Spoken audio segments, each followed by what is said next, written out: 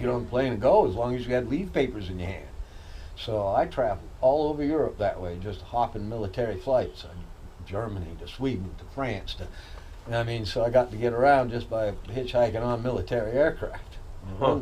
Sometimes it wasn't easy getting back, because it didn't go quite the way you wanted it to. So you had to really pay attention on your time limits, because Right. sometimes military weren't always on time. Well, is that kind of like when you escaped Nicaragua? Oh, that was after that. Oh. Yeah. Yeah. And here's a story that'll blow your mind, and I'll tell it again when you got a camera on if you want to. Billy goes, "Come on, man, we're going to Colombia. You're taking me." Oh, I forgot to tell you. I got in trouble again with drugs. Ended up in jail, right, out in North Carolina, where I took Alicia and we visited not long ago. And I'm on the beach and get arrested for unloading 120 pounds of cocaine. I'm in trouble again. Because why? I wasn't in the military at the time and was bored, so I was doing my dope thing. Got in a lot of trouble there. Sitting in the county jail, these two guys show up and said, "Hey, you want to come with us out to Oklahoma City?" I said, "And do what?" And they said, "We got another school for you, Ellingson." I said, "Well, what's that mean?" They said, "Well, you ain't going to get in no trouble for this." I said, "Okay." And they said, "Ollie North wants you to come help us." I said, "Ollie, oh, okay. Yeah, that's a good one. That'll get me in trouble." So off I went to Oklahoma City. They said, "Look, this is the hotel. You got to stay here. There's a restaurant and a bar. There's a tab open. Your room's paid for. And we'll come get you whenever. It might be 2 days, might be 6 days, but you need to just do not leave this property right here." He goes, "That's all we got to say."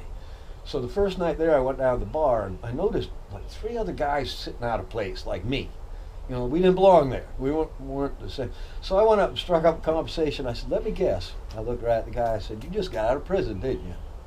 He goes, "How'd you know that?"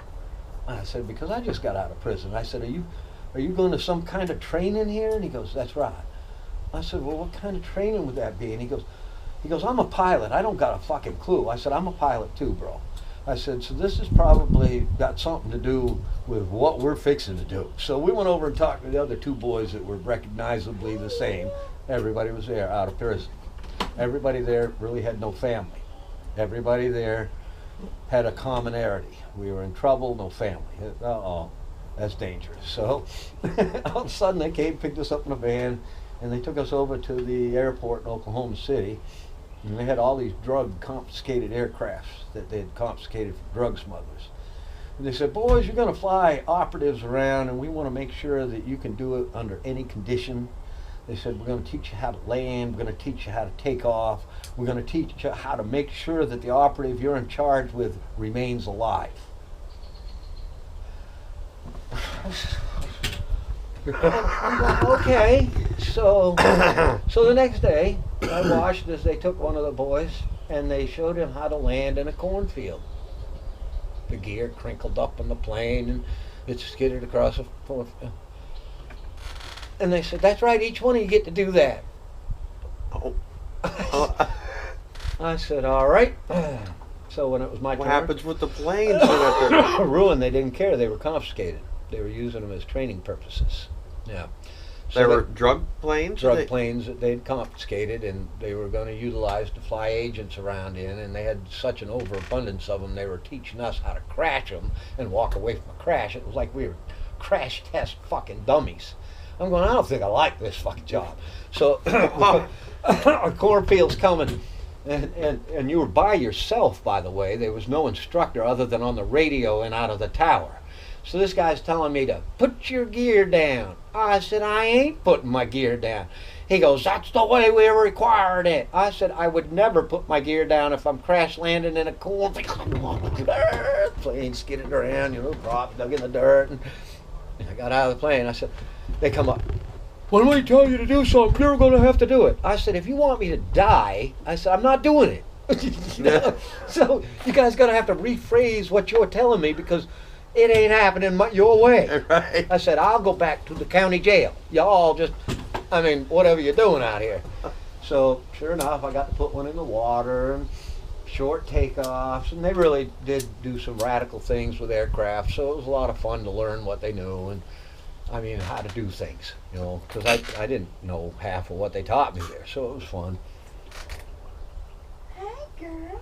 And then when I graduated out of that, Billy picked me up as being his, because he'd worked his way through the agency, you know.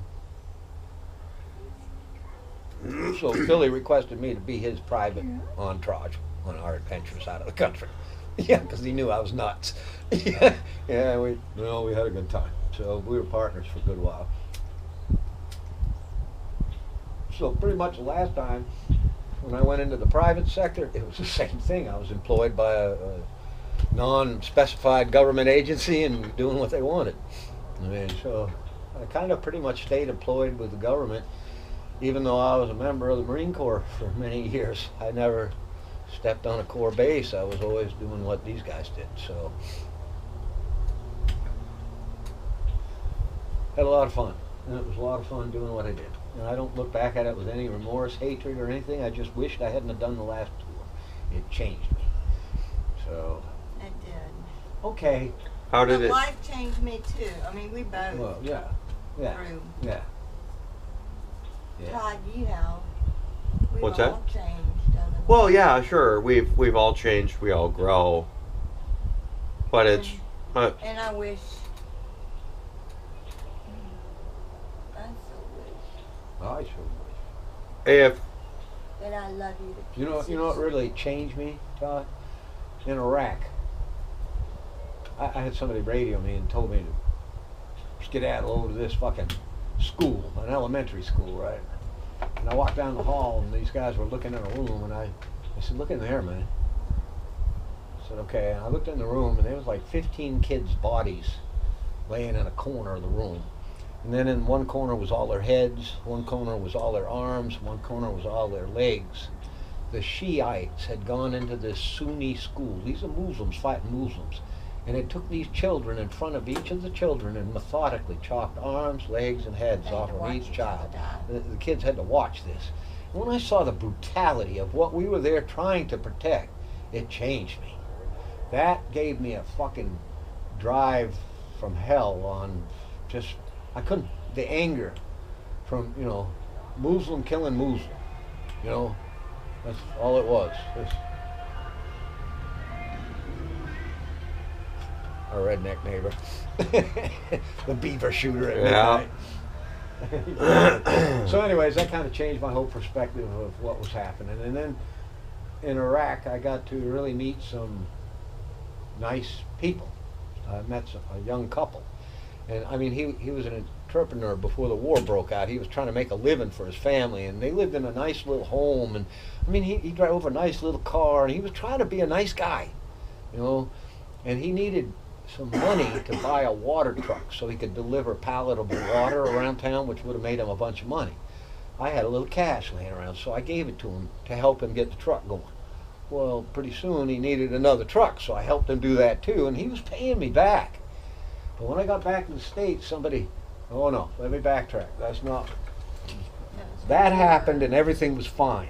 The next year, I'm in Iraq and I get a briefing telling me, we're going to give you 2 Marines and some Simtech and go take care of this Russian armor that's left behind up in the hills here on this side of the, right there by Afghanistan. We don't want them using it for nothing. They had a satellite picture of 8 tracked vehicles that were at one time missile launchers, but the missiles were gone. So I said, okay, I'll go up there and blow it up, right? So we landed in the helicopter. The helicopter took off. Of course, we took defensive positions, not knowing who's seen us come in. Nobody. It was peaceful. So we were looking at the equipment and had these huge fucking padlocks on the motors.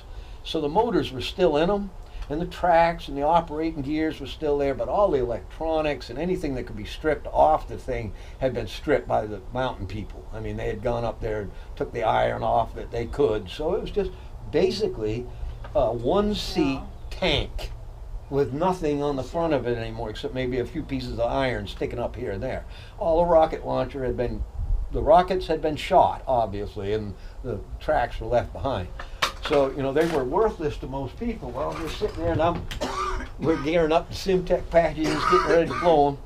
And a whole bunch of horses came up over the hill and come down on us. So we kind of pulled defense on ourselves there, and then, you know, we were quite outnumbered. And come to find out, it was a Turkish drug lord on horseback, and he wanted to buy the tanks.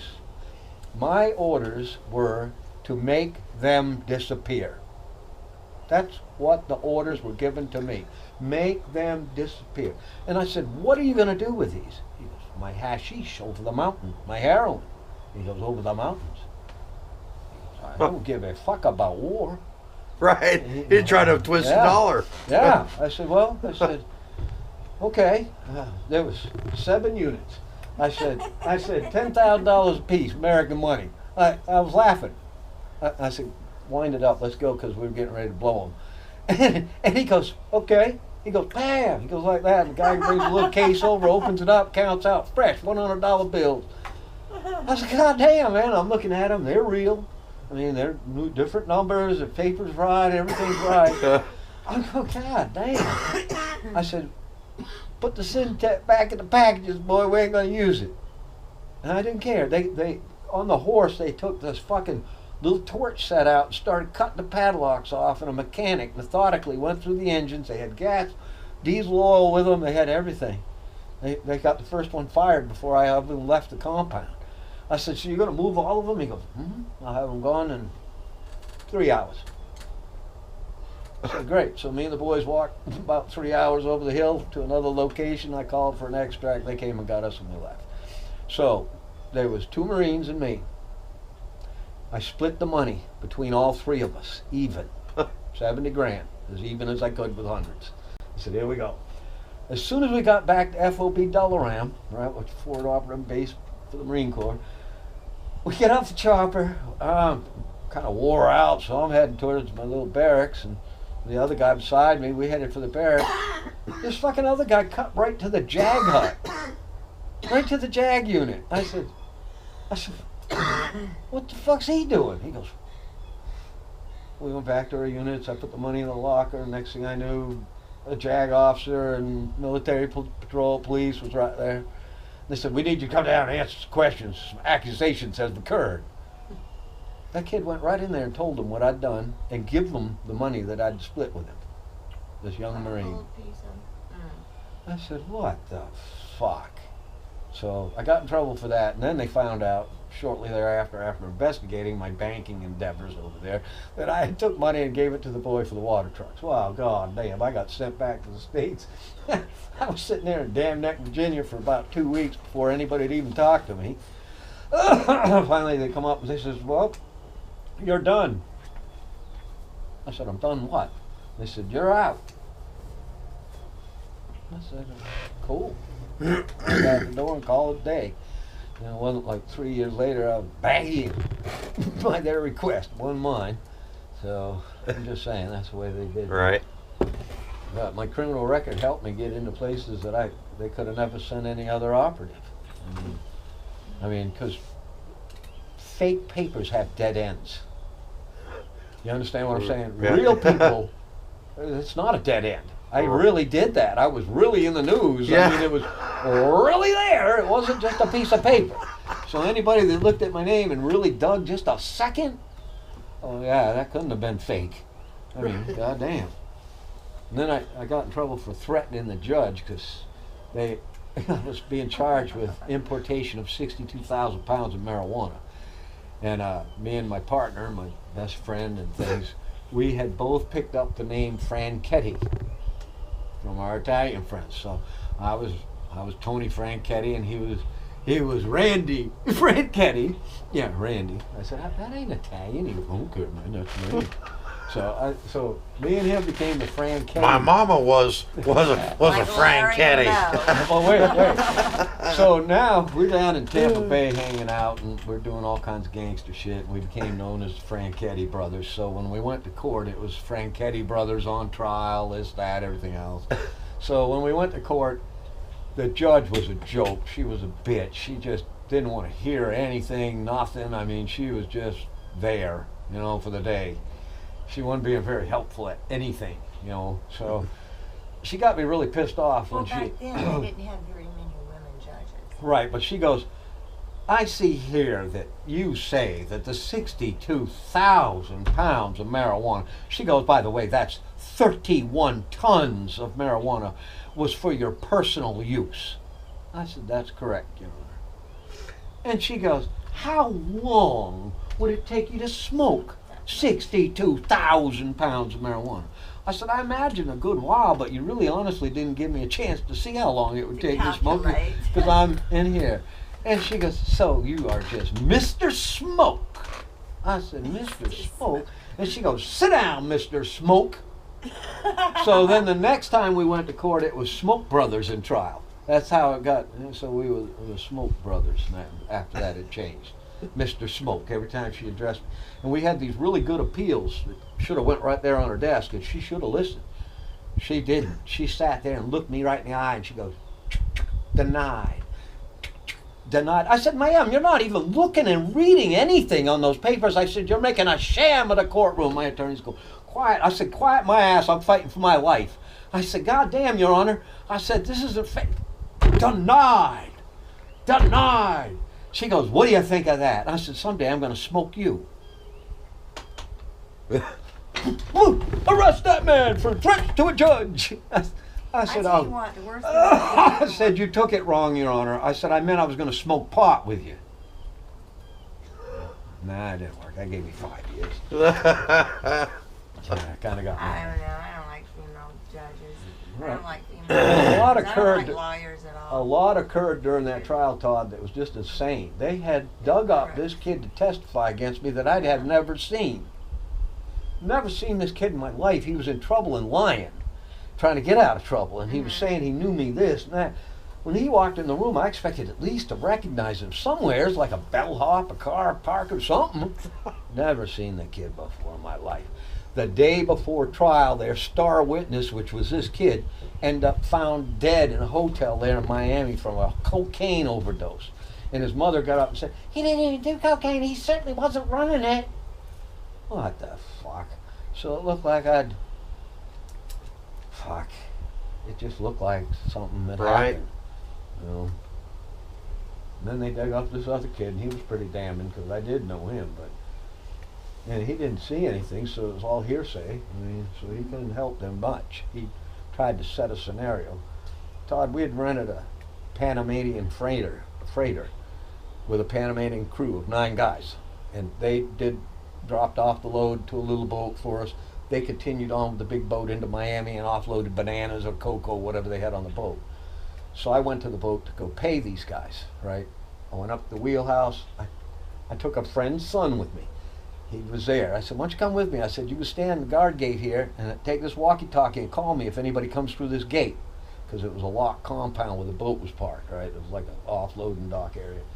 So I left him at the guard gate with a walkie-talkie, and I went in, shut the gate, and locked it, and walked up the gangplank to the wheelhouse, and got in there, and there's all 9 Panamanians, right?